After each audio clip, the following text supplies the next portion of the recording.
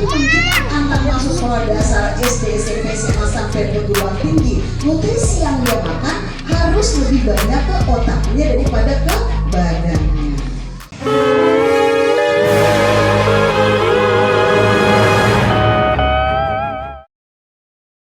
Rentang nilai EQ itu bagusnya plus dari 1 sampai 7. Kamu dia min berapa pun? Min 1, min 2, min 3, min 4, ada yang 0, ada yang plus ya. Kalau min 1 itu nutrisi dan emosi dalam kondisi kurang stabil. Kalau min 2 sampai min 4 itu nutrisi dan emosi dalam kondisi kurang stabil. 30% bukan otaknya dia. Harusnya berapa persen nutrisi yang masuk otaknya dia? Harusnya 60%. Jadi rentang nilai EQ itu bagusnya plus dari 1 sampai 7. Kalau dia min harus dirubah. Dengan apa? Dengan pola nutrisinya. Ada yang 0 itu balance, nggak kurang nggak lebih sudah cukup. Jadi bagusnya itu rentang EQ itu plus dari 1 sampai 7 ya. Nanti kalau bunda bilang, "Bunda anak saya makannya banyak, tapi kegiatan kreativitasnya juga banyak." Berarti dia makan lebih banyak ke badannya. Anak yang sekolah di PAUD, di RA, di TK lebih banyak menggunakan energinya, berlari, bernyanyi, bermain. Nutrisi yang dia makan lebih banyak ke badannya daripada ke otaknya. Tapi menjelang anak masuk sekolah dasar SD, SMP, SMA sampai perguruan tinggi, nutrisi yang dia makan harus lebih banyak ke otaknya daripada ke badannya. Paham ya, Ma? Sekarang di situ ada dominan fungsi otak. Dominan fungsi otak ada yang di kiri dan di kanan. Sekarang bagaimana cara merangsang otak kiri, otak kanan? Cara merangsang otak kiri itu harus banyak diulang ilmu eksaktanya, seperti warna, huruf, dan angka. Makanya kemarin pada saat tes TKB kelas B, Bu, kita tanya, bisa nggak berhitung 1 sampai 20? Anaknya jawabnya apa, Bu? Bisa, Bu Guru, coba. Dia sebutkan 1, 2, 3, 4, 5, 6 sampai 20.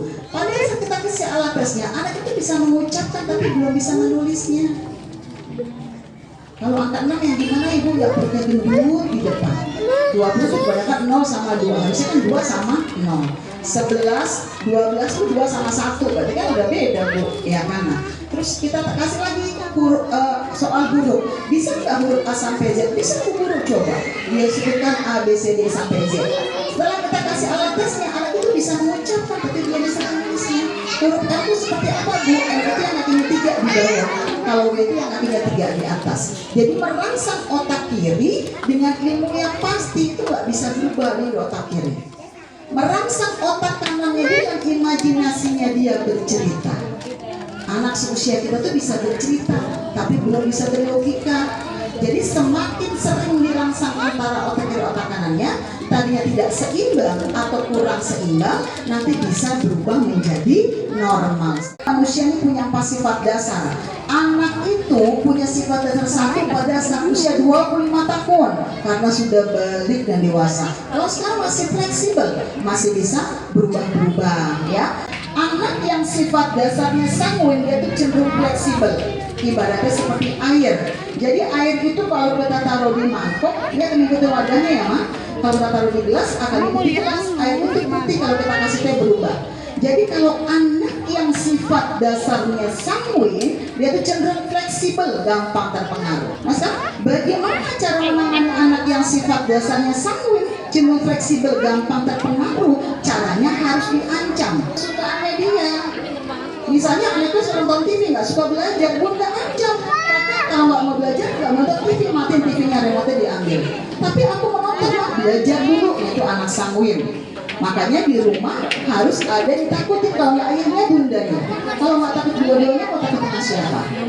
Kalau ayah bundanya bekerja di rumah dengan eyangnya atau dengan omanya, dengan mbaknya, berarti yang diikuti pola asuh siapa? Pola asuh yang ada di rumahnya, gitu ya, paham ya?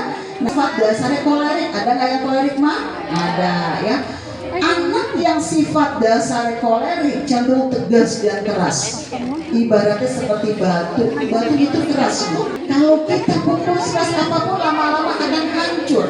Anak yang sifat dasarnya keras, anak yang kolerik, anak keras itu tidak boleh dikerasin. Kalau anak keras dikerasin yang ada malah melawan. Nah, cara menghadapi anak yang sifat dasarnya kolerik, caranya harus dibandingkan dengan siapa? dengan tokoh idolanya. Siapa tokoh idolanya? Bisa juga papanya, bundanya, atau ibu gurunya. Bunda dibandingkan dengan adiknya, dengan kakaknya, dengan temannya, dia nggak mau. Kenapa? Karena mereka itu bukan tokoh idolanya. Jadi anak keras itu bukan berarti nakal, bisa juga sedang mencari perhatian. Jarak antara adik dan kakaknya terlalu dekat itu mempengaruhi anak emosi lebih tinggi, gitu ya. Makanya bandingkanlah dengan idolanya. Siapa idolanya dia? Karena orang tua suka bandingkan, kamu beda dengan kakak lebih cantik, benar nggak Bu? Kamu beda ya sama adik lebih pintar. Ya udah jelas kakak sama adik dia bukan idolanya, udah jelas nggak mau. Makanya jarak itu mempengaruhi Bu. Nah secara psikologis bagusnya jarak antara anak pertama dan kedua bagusnya 5 tahun. Ya, kalau jaraknya terlalu dekat, ini anak belum kasih sayang belum penuh tiba-tiba punya adik, gitu ya. Jadi dia kasih sayang belum penuh, nggak apa-apa kalau udah terlanjur ya. Yang pragmatis Bun, ada ya. Anak yang sifat dasarnya pragmatis cenderung acuh, mudi, mut-mutan, ibaratnya seperti karet. Karet itu Bun, kalau kita tarik sebanyak apapun dia akan lentur seperti semula. Jadi anak yang sifat dasar pragmatis, setiap pekerjaannya dia harus diberi kompensasi atau penghargaan sesuai kemampuan orang tuanya.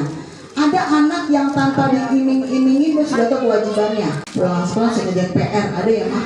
Ada anak yang mau belajar diiming-imingi dulu baru belajar. Nah anak ini kategori yang mana? Apa terus berkelanjutan sampai SD terus diiming-imingin? Ya tidak, anaknya normal.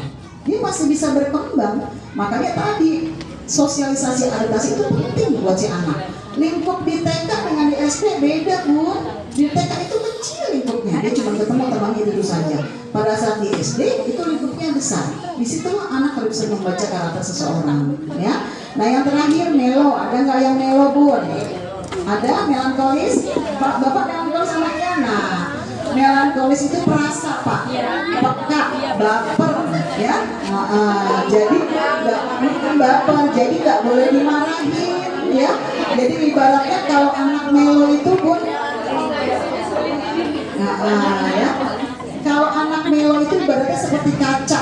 Jadi kaca itu kalau kita retakin atasnya itu akan pecah semuanya, ya. Jadi anak yang sifat dasar melankolis, dia perasa dan peka, caranya harus disanjung, ya. Paham ya Bu? Jadi manusia itu punya 4 sifat dasar. Anak itu punya sifat dasar 1 pada saat usia 25 tahun karena sudah balik dan dewasa. Kalau sekarang masih fleksibel, masih bisa berubah-berubah. Kadang anak itu punya 4 karakter.